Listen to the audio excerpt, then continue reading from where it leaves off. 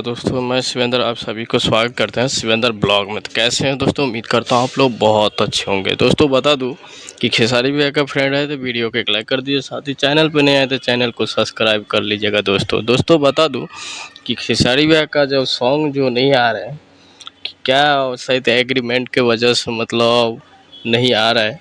तो दोस्तों भाई लोग कुछ मालूम नहीं पड़ रहा है और नवा कुछ खुलासा हो रहे हैं। तो दोस्तों बता दूं कि अभी राजा राम वो पिक्चर जो है शूटिंग में अभी बिजी है खेसारी भैया, और जैसे ही कुछ इशू निकलता है तो आप लोगों को वीडियो के माध्यम से बता दिया जाएगा।